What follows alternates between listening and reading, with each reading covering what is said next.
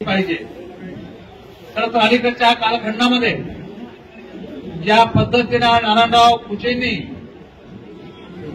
या आपल्या कामाचा आवाका आणि वरच्या पातळीवर संबंध हे बघितल्यानंतर निश्चितपणे भविष्यामध्ये एक मोठी जबाबदारी, मी अत्यंत जबाबदारीने सांगतो, येणाऱ्या काही दिवसामध्ये अत्यंत मोठी जबाबदारी नारायणराव कुचेंवरती या ठिकाणी येणार आहे आणि त्यामध्ये निश्चितपणे आमचाही वाटा असणार आहे त्यांच्या मदतीमध्ये।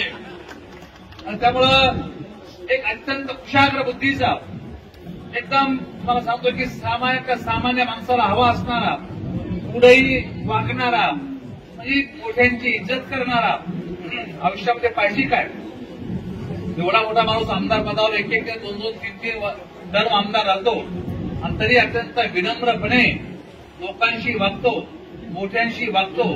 आयुष्यामध्ये कोण कोणाला मागायला जात नसतं, कोण कोणाच्या दारात जाती नसतं मागायला, परंतु हा जो त्यांचा स्वभाव आहे, हा स्वभाव मी कालच विष्णूला बोलत होतो की तुम्ही जरा नारायणराव सारखं वागायचं शिका। भाऊसाहेबला मी शिकत होतो की तुम्ही जरा नारायणराव बरोबर एकदम सांग की त्यांच्यासारखं शिका। शेवटी जे गर्विष्ठ असतात ना ते मग संपण्यामध्ये जमा होतात, त्यांना उतरणी लागते। मला असं वाटतं की निश्चितपणे माणसाने स्वभाव हा निर्मळ आणि स्वच्छ आणि चांगला ठेवला तर नारायणराव सारखे नेते या ठिकाणी घडतात। आता नारायणरावबद्दल बोलायचं तर सभा कुठं संपून गेली, आमची मंडळी होती त्यावेळेस बोललं असतं तर बरं झालं असतं। ठीक आहे, काय हरकत नाही। माझा मेसेज हा आहे की एक लंबे रेस का घोडा है ये, और बहुत दूर तक जाने वाला है। तो निश्चित रूपाने या निमित्ताने आपण असंच प्रेम नारायणराव या ठिकाणी करावं। राहिला कार्यकर्त्यांच्या मनातला प्रश्न, युतीच्या संदर्भामध्ये आम्ही अगोदरच 10 दिवसा अगोदरच पत्र देऊन टाकलेलं आहे।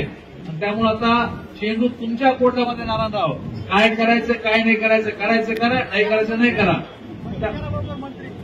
मंत्री आहे, मी बोलण्याने होणार नाही, ते देवेंद्रजी त्यांच्यावर एवढे खुश आहेत की देवेंद्रजीला मात्र कधी होईल। आता एखादी विकेट पडली ही विकेट कोणा होणार आहे। चला, मनपूर्वक शुभेच्छा आणि आम्ही वाढवतो। धन्यवाद।